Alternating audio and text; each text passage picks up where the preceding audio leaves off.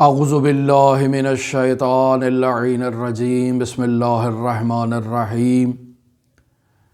ماہ رجب المرجب اللہ کا وہ خاص مہینہ جسے شہر اللہ العصب کے نام سے یاد کیا جاتا ہے، اللہ کا ایسا مہینہ جس میں اللہ کی رحمتوں کی ریزش ہوتی ہے، فراوانی ہوتی ہے، کثرت ہوتی ہے، زیادتی ہوتی ہے۔ عام مہینوں کی نسبت اللہ تبارک و تعالی ماہ رجب المرجب میں اپنے بندوں پر خاص عنایات کرتا ہے، اپنی خاص رحمتوں کا نزول کرتا ہے۔ اولیاء الہی سال بھر کے ایام میں ماہ رجب المرجب میں اللہ تبارک و تعالی کی طرف سلوک کرنے کے لیے، سفر کرنے کے لیے، قدم بڑھانے کے لیے اس بابرکت مہینے کا انتظار کیا کرتے تھے۔ لہٰذا تمام عرفاء، تمام اولیاء الہی کی زندگی کا اگر مطالعہ کیا جائے تو ماہ رجب المرجب کو خاص اہمیت دیا کرتے تھے، خاص اس کا اہتمام کیا کرتے تھے، چونکہ اسے شہر اللہ العصب کا رتبہ حاصل ہے، وہ مہینہ جس میں اللہ کی رحمتوں کا نزول عام مہینوں کی نسبت زیادہ ہوتا ہے۔ لہٰذا اس بابرکت مہینے میں راوی حضرت امام جعفر صادق علیہ آلاف التحیت و ثنا کی بارگاہ میں پہنچتا ہے، حضرت سے سوال کرتا ہے کہ مولا ماہ رجب المرجب ہے اور اس مہینے میں مجھے کوئی ایسی دعا تعلیم دیں جس دعا کی قراءت کے نتیجے میں اللہ کی بارگاہ میں فراوان فوائد حاصل کر سکوں۔ امام جعفر صادق علیہ السلام اسے کہتے ہیں اکتب بسم اللہ الرحمن الرحیم یا من ارجوہ لکل خیر و آمنوا سخطہ عند کل شر۔ یہ دعائے رجبیہ کے عنوان سے اسی وجہ سے شہرت رکھتی ہے چونکہ اس دعا کے اندر جو امام جعفر صادق علیہ السلام نے املا کروائی وہ در واقع راوی کے اس سوال کی وجہ سے کہ جو اس نے ماہ رجب میں امام صادق سے سوال کیا کہ کوئی دعا دیں کہ اس مہینے میں اس دعا کی قراءت سے میں اللہ کی بارگاہ میں برکات حاصل کر سکوں۔ لہٰذا چونکہ راوی کا سوال ماہ رجب المرجب سے متعلق تھا اور امام نے اس دعا کی تعلیم دی ہے، لہٰذا اسے دعائے رجبیہ کے عنوان سے یاد کیا جاتا ہے۔ لیکن ہم بیان کر چکے کہ یہی دعا مشابہ کلمات کے ساتھ یا کچھ الفاظ کی تبدیلی کے ساتھ ایسے اعمال میں بھی بیان کی گئی ہے کہ جو اعمال غیر موقت ہیں، یعنی جن کا وقت معین نہیں ہے۔ یا جمعے کے دن شیخ طوسی رحمۃ اللہ علیہ نے مصباح المتحجد میں جو عمل بیان کیا ہے اس کے اندر بھی ایک دعا ہے کہ جس کے کلمات اسی دعائے یا من ارجوہ لکل خیر سے مطابقت رکھتے ہیں۔ پس ان دلائل کی روشنی میں علماء یہ بات کہتے ہیں کہ یہ دعائے رجبیہ ماہ رجب کے ساتھ مخصوص نہیں ہے، اسے عام دنوں میں بھی قراءت کیا جا سکتا ہے اور اس دعا سے فیض حاصل کیا جا سکتا ہے۔ لیکن ہمارے معاشرے میں بطور معمول امام جعفر صادق علیہ السلام کی اسی روایت پر عمل ہوتا ہے اور ماہ رجب المرجب میں ہر واجب نماز کے بعد اس دعا کی اجتماعی طور پر قراءت کی جاتی ہے اور مؤمنین اس کی برکات سے فیض یاب ہوتے ہیں۔ لہٰذا ہم نے اس دعا کی تشریح کا آغاز کیا آپ کی خدمت میں۔ پہلا جو فقرہ ہے یا من ارجوہ لکل خیر، اس کی وضاحت آپ کی خدمت میں پیش کی۔ آج آپ کی خدمت میں بیان کریں گے وَآمَنُوا سَخَطَهُ عِنْدَ كُلِّ شَرٍ یا وَآمَنُوا سَخَطَهُ عِنْدَ كُلِّ عَثْرَةٍ یہ دو طرح سے آخری جملہ جو ہے وہ نقل ہوا ہے، ایک میں شر کا کلمہ ہے، ایک میں اسرا کا کلمہ ہے، لیکن بطور معمول جو مشہور اور معروف دعا ہے وہی وَآمَنُوا سَخَطَهُ عِنْدَ كُلِّ شَرٍ ہے۔ لیکن یہ عِنْدَ كُلِّ عَثْرَةٍ یہ اصول کافی میں مرحوم کلینی نے جلد نمبر 2 ہے صفحہ نمبر 585 پر اس فقرے کو نقل کیا ہے۔ شر کا کلمہ تو شر ہے جو خیر کے اپوزٹ اور مد مقابل استعمال ہوتا ہے، لیکن اسرا لغزش کو کہا جاتا ہے۔ جہاں انسان کے قدم ڈگمگاتے ہیں تو وہاں انسان اللہ کی بارگاہ میں اللہ سے التجا کر رہا ہے کہ تو مجھے امان عطا کر ہر لغزش پر۔ پس معنی کے اعتبار سے کوئی زیادہ تفاوت نہیں ہے۔ جہاں انسان کے قدم ڈگمگاتے ہیں وہ چیز بھی انسان کے لیے شر کا مصداق رکھتی ہے، لہٰذا یہاں انسان خداوند متعال کی بارگاہ میں التجا کر رہا ہے اور اللہ سے یہ تقاضا کر رہا ہے کہ اے میرے پروردگار مجھے امان عطا کر، یعنی در واقع مومن اللہ کی بارگاہ میں اپنے اس اعتقاد کے عالی مراتب کا اظہار کر رہا ہے اور گویا کہ اپنے اس ایمان کو اظہار کر رہا ہے اللہ کی بارگاہ میں کہ میں محفوظ ہوں ہر شر سے اللہ تبارک و تعالی کی عنایت کے نتیجے میں۔ لہٰذا یہاں ہم اس دعا کے اس جملے کو اس انداز میں بھی بیان کر سکتے ہیں کہ اگر انسان ایمان کے کمزور مرتبے پر ہے، انسان اعتقاد کے اس بلند مرتبے پر نہیں ہے کہ جو انسان مومن کو امید اور رجا کے ایک بلند مرتبے پر فائز ہونا چاہیے، ابھی انسان ابتدائی سٹیج پر ہے اور اس دعا کی قراءت کر رہا ہے، تو ہم یہ کہہ سکتے ہیں کہ دعا کا یہ جملہ در حقیقت جملہ انشائیہ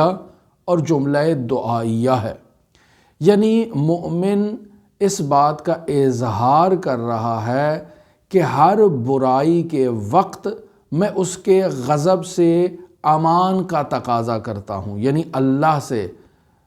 تقاضا مند ہوں کہ اللہ مجھے ہر شر سے امان عطا کرے، یعنی اللہ کی بارگاہ میں دعا کر رہا ہے مومن۔ لیکن اگر مومن اللہ پر ایمان اور اللہ پر اعتقاد اور اللہ پر امید کے بلند ترین رتبے پر فائز ہو تو ہم یہ کہہ سکتے ہیں کہ یہاں مجازاً یہ جملہ انشائیہ نہیں بلکہ جملہ خبریہ ہے، یعنی ہم اس عنوان سے کہہ سکتے ہیں کہ یہ مومن در واقع اپنی امید کا، اپنے ایمان کا، اپنے اعتقاد کا اظہار کر رہا ہے کہ اللہ نے جو وعدہ فرمایا ہے اور مجھے اللہ پر اس قدر توکل ہے کہ وہ مجھے ہر شر سے محفوظ رکھے گا، ہر شر سے امان عطا کرے گا، اپنی رحمت کی آغوش میں مجھے لے لے گا اور میں ہر شر سے محفوظ رہوں گا۔ پس انسان مومن اس دعا کے ذریعے سے اللہ کی بارگاہ میں اللہ کی ذات پر اپنے اعتقاد کا، اپنے یقین کا اظہار کر رہا ہے کہ اللہ مجھے ہر شر سے محفوظ رکھے گا، وہ ہرگز مجھے تنہا نہیں چھوڑے گا۔ اللہ تبارک و تعالی نے مجھے صحت و سلامتی عطا فرمائی ہے، جس طرح سے اللہ نے مجھے سلامتی عطا فرمائی ہے وہ اسی طرح سے شر سے بھی میری حفاظت فرمائے گا۔ وہ ذات کبھی مجھے تنہا نہیں چھوڑے گی، وہ میری حفاظت سے عاجز نہیں ہے، اور اس نے مجھے امان عطا کی ہے شر سے۔ کیوں؟ چونکہ مجھے اس ذات پر یقین ہے۔ پس مومن اپنے اس اعتقاد کی بدولت اللہ کی بارگاہ میں اس قدر خود کو اللہ کی بارگاہ میں محفوظ رکھے گا کہ گویا کہ یہ مومن عصمت صغریٰ کے مقام پر فائز ہے اور عالماً ہر برائی سے، ہر بدی سے، ہر گناہ سے اجتناب کرتا ہے اور خود کو محفوظ رکھتا ہے۔ لہٰذا یہ ایک نہایت ہی اہم مقام ہے اس دعا کے اندر کہ اگر وہ لغزش ہے، وہ شر ہے جس سے مجھے اللہ کی بارگاہ میں امان حاصل کرنا ہے، یا میں امیدوار ہوں کہ اللہ مجھے امان عطا فرمائے گا، تو بطور مثال ہمارے معاشرے میں ہم لوگوں کے لیے اگر وہ شر، وہ لغزش جہالت کی صورت میں ہے تو اللہ مجھے جہالت سے امان عطا کرے گا۔ اگر وہ لغزش، وہ شر پرخوری کی صورت میں ہے تو اللہ مجھے اس سے امان عطا کرے گا۔ اگر وہ لغزش، اگر وہ شر جو ہے وہ زیادہ سونے کی نسبت ہے، تہجد سے محروم ہونے کی نسبت ہے، تو مجھے یقین ہے کہ اللہ میری حفاظت کرے گا۔ لہٰذا انسان اللہ کی بارگاہ میں خود کی حفاظت پر اپنے اعتقاد کا اظہار کرتا ہے کہ مجھے اللہ پر اس قدر بھروسہ ہے، اس قدر اعتقاد ہے، اس قدر پختہ یقین ہے کہ وہ میری حفاظت کرے گا، وہ مجھے محفوظ رکھے گا۔ لہٰذا اگر ایک بندے سے لغزش ہو جاتی ہے، اگر ایک بندہ شر میں مبتلا ہو جاتا ہے، تو یہاں خداوند متعال جو اس بندے کے کان کو مروڑے گا اور اسے تنبیہ کرے گا، اسے سزا دے گا، یا دوسرے الفاظ میں آپ اسے یوں یاد کر لیں کہ اللہ اسے عذاب دے گا، تو یہ عذاب دینا در واقع کان مروڑنے کے مترادف ہے۔ ہمارے معاشرے میں جب بچہ کوئی غلطی کرتا ہے اور والدین کو معلوم ہو جاتا ہے کہ ہمارے بچے نے کوئی غلطی کی ہے، تو والدین اس کے کان کو پکڑ کر تھوڑا سا مروڑ دیتے ہیں، تھوڑا سا ڈانٹ دیتے ہیں، تھوڑا سا بدنی تنبیہ کر دیتے ہیں۔ ممکن ہے چہرے پر ایک تھپڑ مار دیں یا بدن کے کسی اور حصے پر جو ہے وہ فقہ اسلامی کی رعایت کرتے ہوئے اسے تنبیہ بدنی کر دیں۔ یہ تنبیہ بدنی کرنا در واقع اس بچے کو متنبہ اور متوجہ کرنے کے مترادف ہے۔ ہرگز بچے کی تنبیہ کا مطلب یہ نہیں ہوتا ہے کہ اس کو اس قدر مارا جائے کہ اس کے ہاتھ پیر توڑ دیے جائیں، اس قدر اس کے کان کو مروڑا جائے کہ اس کا کان اس کے بدن سے جدا ہو جائے، اس قدر اسے مارا جائے کہ مار کھانے کے نتیجے میں اس کا بدن سیاہ و قبود ہو جائے، کہ اس صورت میں شریعت مقدسہ مطہرہ اسلامیہ نے اپنے احکام بیان کیے ہیں کہ دیت واجب ہو جاتی ہے اور وہ ادا کرنی ہوتی ہے بچے کے ولی کو۔ لہٰذا کان مروڑنے میں اور کان کو کاٹ دینے میں فرق ہے، اور بطور معمول ہمارے معاشرے میں جب اللہ کی طرف سے سزا کو اور تنبیہ کو بیان کیا جاتا ہے تو ہم اسے کان کاٹنے کے معنی میں بیان کرتے ہیں کہ جو غلط ہے، جو نادرست ہے۔ اللہ تبارک و تعالی اپنے عبد کو، اپنے بندے کو جو سزا دے گا، بشرطے کہ وہ بندہ متجری نہیں ہے، اللہ کی بارگاہ میں جرأت کا اظہار نہیں کر رہا، جان بوجھ کر اللہ کی بارگاہ میں اللہ کے مد مقابل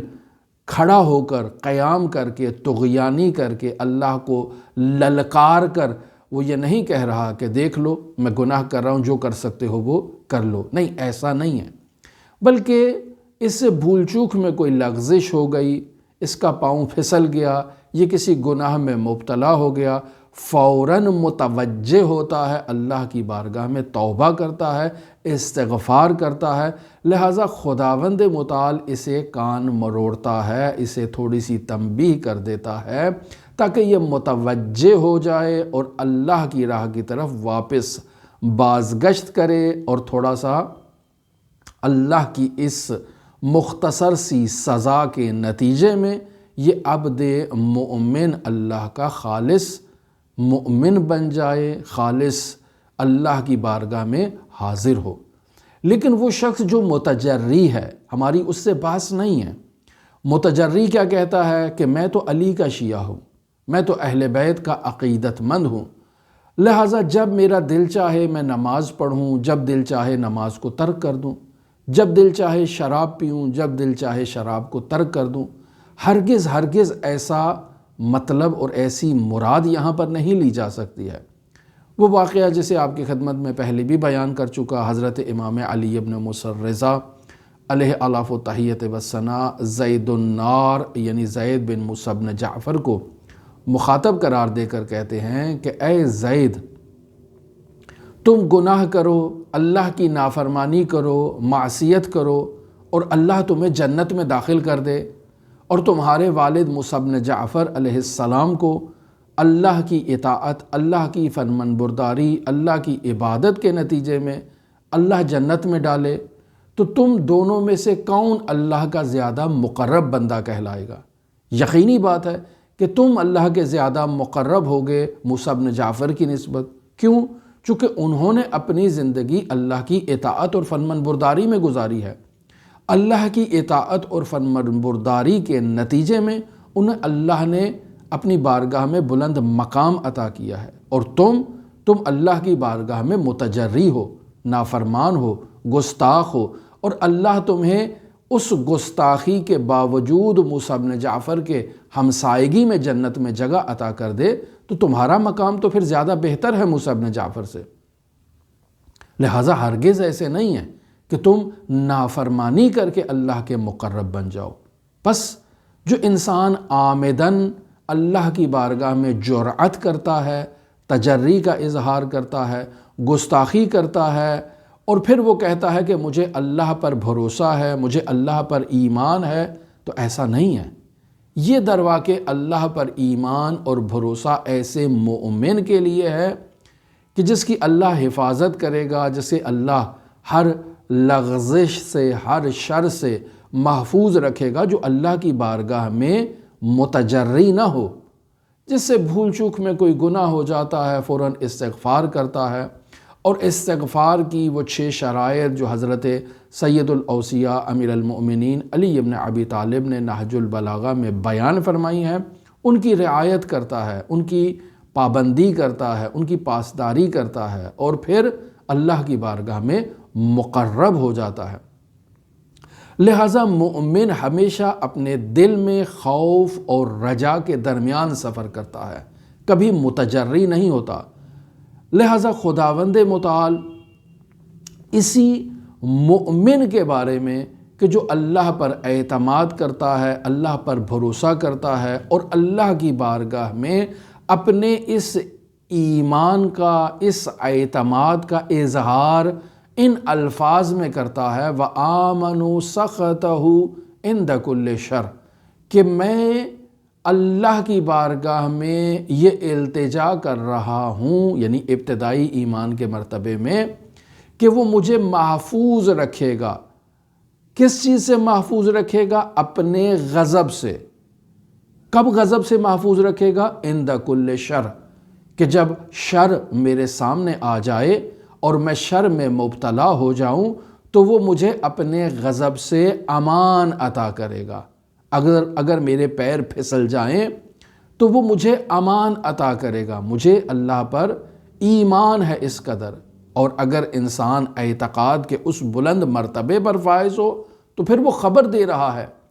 کہ وہ مجھے یقیناً محفوظ رکھے گا ہر لغزش پر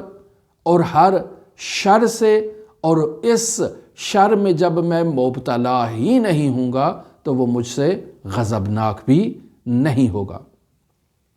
لہٰذا یہاں مومن اللہ کی بارگاہ میں بے ادبی کا اظہار نہیں کر رہا ہے، بلکہ اپنی امید کا اظہار کر رہا ہے کہ اس مومن کو اللہ کی رأفت پر اس قدر اعتقاد ہے، اس قدر ایمان ہے، اور اس قدر یہ اللہ کے سخط اور اللہ کے غضب سے خود کو محفوظ سمجھتا ہے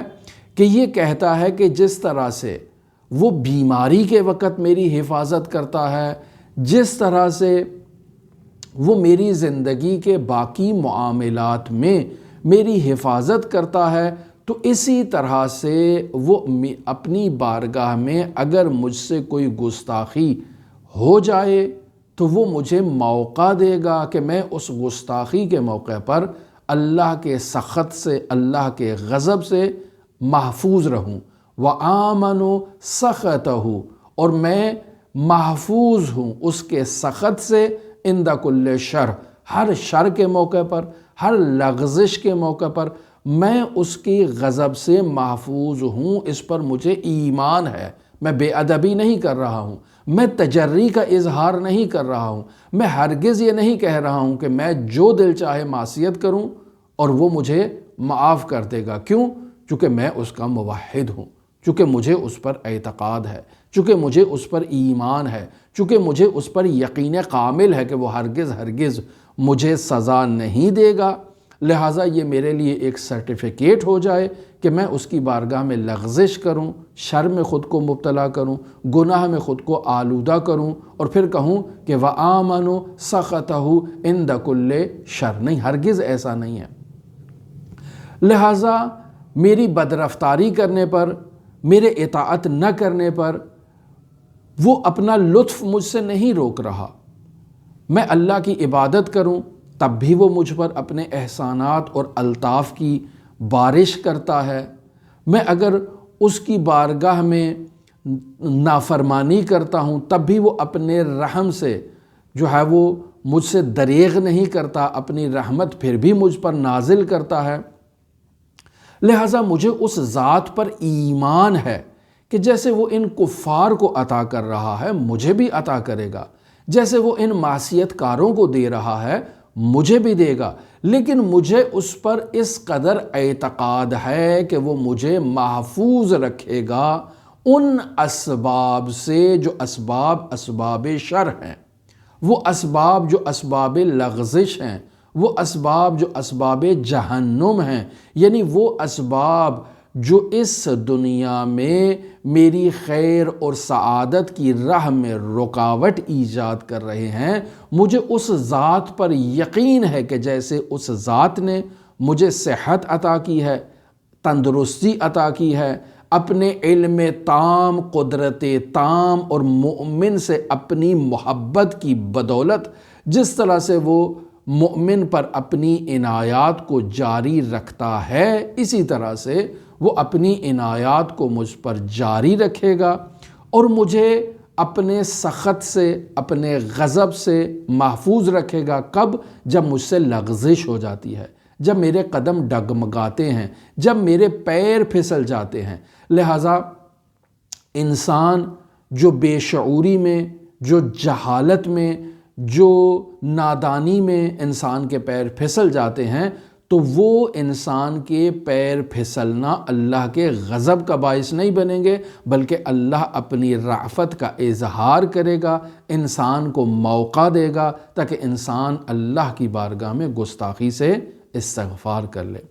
وَمَا عِندَ اللَّهِ خَيْرٌ، اللہ کی بارگاہ میں جو کچھ بھی ہے وہ خیر ہی خیر ہے۔ اللہ کی بارگاہ میں شر نہیں ہے، اللہ کی جانب سے صرف اور صرف خیر خلق ہوا ہے۔ لہٰذا دینی احکام میں، دینی تعلیمات میں، انسانی قوہ میں اولیاء سے انسان کا جب رابطہ ہوتا ہے تو یہ سب الہی نعمات جو انسان کو عطا کی ہیں، چاہے وہ دین کی صورت میں ہے، چاہے دینی احکام کی صورت میں ہے، چاہے وہ انسان کے بدن میں موجود طاقتوں کی صورت میں ہے، چاہے وہ انسان کا اللہ کے اولیاء سے رابطے کی صورت میں ہے، سب خیر ہی خیر ہے، یعنی اللہ کی جانب سے خیر ہے۔ یعنی مومنین جب ایمان اختیار کرتے ہیں، عمل صالح انجام دیتے ہیں، ایمان اور عمل صالح کی بدولت اللہ تبارک و تعالیٰ سے مرتبط اور متصل ہوتے ہیں، اپنا رابطہ قائم کرتے ہیں، تو یہ سب کا سب اللہ کی جانب سے ایک انسان عبد کے لیے خیر ہی خیر ہے۔ اور جب انسان نے شر کو پہچاننا ہے تو تعرف الاشیاء بازدادها، یعنی انسان جب اللہ سے انفصال اختیار کرتا ہے تو یہ انفصال اختیار کرنا شر ہے۔ یہ شر اللہ کی جانب سے نہیں آیا ہے، یہ شر خود انسان کی جانب سے ہے۔ انسان ہے جس نے اللہ سے اپنے رابطے کو منقطع کیا ہے، انسان ہے جس نے اللہ کے حضور اپنے جو ہے وہ قیام کیا ہے، طغیان کیا ہے، اکڑ کا مظاہرہ کیا ہے، اللہ کی بارگاہ میں طغیانی کا اظہار کیا ہے۔ اس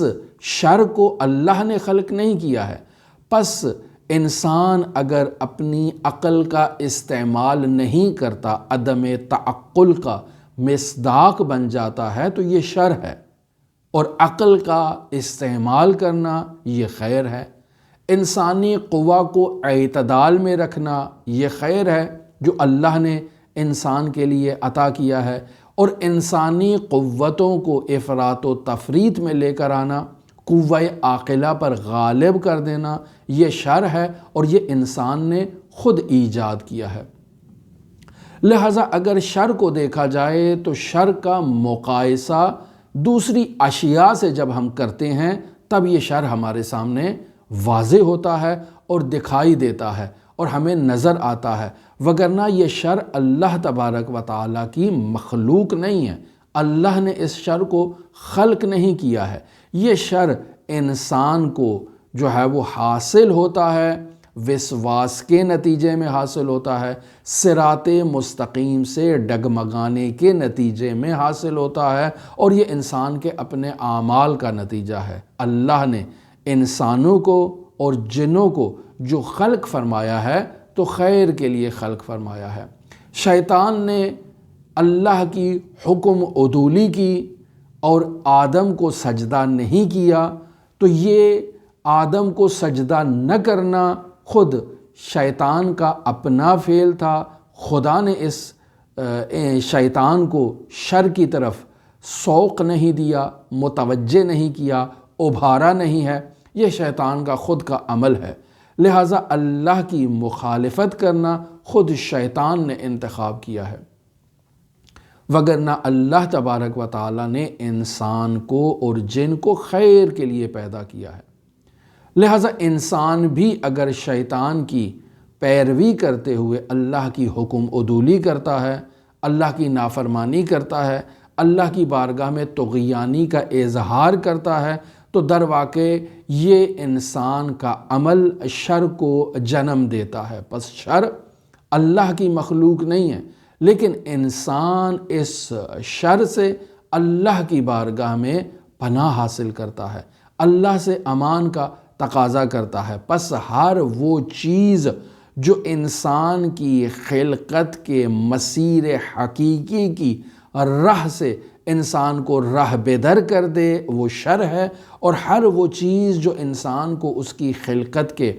حقیقی راستے پر لے کر آئے وہ خیر کا مصداق ہے۔ پس انسان خیر اور شر کو اس انداز میں کشف کرتا ہے کہ اللہ نے انسان کو معرفت کے لیے، عبادت کے لیے خلق فرمایا ہے۔ پس اگر انسان اللہ کی معرفت سے دور ہو جائے، اللہ کی عبادت سے دور ہو جائے، تو یہ انسان شر کا مصداق بن جائے گا، اللہ کی بارگاہ میں متکبر کہلائے گا، اللہ کی سزا کا مستحق کہلائے گا۔ لیکن اگر یہ انسان اللہ کی اطاعت کرتا ہے، فرمان برداری کرتا ہے، معرفت حاصل کرتا ہے، اللہ کا تقرب اختیار کرتا ہے، تو یہ اپنے اس عمل کی وجہ سے اللہ کا مقرب بندہ کہلائے گا۔ پس خدا نے انسان کو خیر محض جو ہے وہ خیر کی طرف خلق کیا ہے، کمال مطلق کی طرف انسان کو دعوت دی ہے، اور انسان کو جس قدر خداوند متعال نے اس انسان پر اپنی عطائیں کی ہیں، اپنی بخششیں کی ہیں، اپنے انعام و اکرام دیے ہیں، سب کے سب اس کی ذات سے خیر ہی خیر جاری ہو رہا ہے۔ انسان ہے کہ جب دوسری موجودات کے ساتھ یا اپنی قوا کا آپس میں جب تقابل کرتا ہے تو شر میں مبتلا ہو جاتا ہے، شر کا گرفتار ہو جاتا ہے، شر کا اسیر ہو جاتا ہے۔ لہٰذا اللہ کی بارگاہ میں یہ انسان دعا کر رہا ہے اور اللہ سے یہ تقاضا کر رہا ہے وَآمَنُوا سخطہ عند کل شر، یعنی میں اللہ کی بارگاہ میں خود کی حفاظت کا اعتراف کر رہا ہوں کہ ہر شر کے وقت وہ اپنے سخط سے، اپنے غضب سے مجھے محفوظ رکھے گا۔ یعنی یہ جو فکری انحرافات آتے ہیں، ان فکری انحرافات جو شر کا مصداق ہیں، اس مقام پر آ کر وہ مجھے محفوظ رکھے گا اپنے غضب سے۔ یہ جو اخلاقی انحرافات ہیں، یہ جو رذائل اخلاقی ہیں، ان مقامات پر آ کر چونکہ وہ ذات خیر مطلق ہے اور اس نے مجھے خیر مطلق کی طرف دعوت دی ہے، لہٰذا میں اس کی بارگاہ میں یہی دعا کرتا ہوں، اللہم انی اسألک خیر ما سألک بہ عبادک الصالحون، اے میرے پروردگار میں تجھ سے سوال کرتا ہوں اس خیر کا جس خیر کا تجھ سے عباد صالحون نے تقاضا کیا ہے، وَأَعُوذُ بِكَ مِمَّا اسْتَعَاذَ مِنْهُ عِبَادُكَ الْمُخْلَصُونَ، اور میں تجھ سے پناہ مانگتا ہوں ہر اس چیز کی کہ جس سے تیرے مخلص بندوں نے پناہ مانگی ہے۔ پس اے میرے پروردگار میں تجھ سے خیر مطلق کا تقاضا کر رہا ہوں۔ کیوں؟ چونکہ تیری ذات منشأ خیر ہے، تیری ذات سے شر صادر نہیں ہو رہا ہے۔ پس اے میرے پروردگار جس چیز کا تجھ سے صالحین نے تقاضا کیا ہے، میں بھی تجھ سے اسی چیز کا تقاضا کرتے ہوئے تیری بارگاہ میں یہ التجا کر رہا ہوں، وَآمَنُ سَخَطَهُ عِنْدَ كُلِّ شَرٍ، کہ میں محفوظ رہوں تیری بارگاہ میں التجا کے نتیجے میں، ہر شر کے مد مقابل میں تیرے غضب سے محفوظ رہوں۔ لہٰذا اگر مجھ سے غلطی ہو جاتی ہے تو اے میرے پروردگار مجھ پر عذاب نہ کرنا، مجھ پر سختی نہ کرنا، مجھ پر اپنا سخط اور اپنا غضب نازل نہ فرمانا، بلکہ مجھے استغفار کا موقع دینا، اپنی رحمت، اپنی رأفت، اپنے نور کو مجھ پر نازل کرنا، چونکہ خیر رأفت الہی کی تجلی ہے، خیر نور الہی کی تجلی ہے، لہٰذا میں اللہ سے تقاضا کر رہا ہوں کہ تو مجھے اپنے غضب سے امان عطا کر۔ لہٰذا خداوند متعال سورہ یاسین میں ارشاد فرما رہا ہے، فَالْيَوْمَ لَا تُظْلَمُ نَفْسٌ شَيْئًا وَلَا تُجْزَوْنَ إِلَّا مَا كُنْتُمْ تَعْمَلُونَ، کہ وہ دن قیامت کا دن ہوگا، ایسا دن ہوگا کہ جس دن کسی پر کوئی ظلم اور کوئی ستم نہیں ڈھایا جائے گا، یعنی فَالْيَوْمَ وہ قیامت کے دن کی طرف اشارہ ہے، لا تظلم نفس شیئا، کہ جس دن کسی نفس کے اوپر جو ہے وہ کسی طرح کا بھی ظلم نہیں کیا جائے گا، ولا تجزون، اور ان کو کسی ایسی جزا میں مبتلا نہیں کیا جائے گا، الا مگر جو کچھ بھی انہیں عطا کیا جائے گا، ما کنتم تعملون، جو تم عمل اللہ کی بارگاہ میں لے کر حاضر ہوئے ہو، اللہ انہی اعمال سے تمہارا محاسبہ کرے گا، اور انہی اعمال پر اللہ تمہارے ساتھ جو ہے وہ روبرو ہوگا اور تمہیں جزا عطا کرے گا۔ لہٰذا ماہ رجب المرجب میں ہم اللہ تبارک و تعالیٰ کے اس شہر اللہ العصب میں، جس میں اللہ کی رحمتوں کی فراوانی انسان پر نازل ہوتی ہے، ہم اللہ تبارک و تعالیٰ کی بارگاہ میں یہ دعا کرتے ہیں، یا من ارجوہ لکل خیر وآمن سخطہ عند کل شر، کہ اے میرے پروردگار مجھے ہر شر سے اور ہر شر کے وقت جو تیرا غضب نازل ہوتا ہے اپنے ایسے بندوں پر جو شر میں مبتلا ہو جاتے ہیں، تو اے میرے پروردگار تو مجھے امان عطا فرما اپنے غضب سے، ہر شر اور ہر لغزش کے موقع پر۔ اور اگر میرا اللہ پر اس قدر ایمان پختہ ہے تو میں خبر دے رہا ہوں کہ مجھے اللہ نے امان عطا کر دی ہے ہر لغزش پر اپنے غضب سے۔ یعنی اس کا یہ مطلب نہیں کہ میں متجری ہوں، مجھے اب سرٹیفکیٹ مل گیا ہے کہ اللہ نے مجھے امان دے دی ہے تو اب میں اللہ کی نافرمانی کروں، نہیں، میں اپنے یقین کا اظہار کر رہا ہوں اس کی بارگاہ کی طرف کہ مجھے اس پر اس قدر پختہ اعتقاد ہے، پختہ ایمان ہے، پختہ یقین ہے کہ وہ مجھے اپنے غضب سے، اپنی سخط سے جو ہے وہ ہر شر کے وقت جو ہے امان عطا کرے گا اور مجھے محفوظ رکھے ہوئے ہے۔ لہٰذا دعا گو ہیں کہ خداوند متعال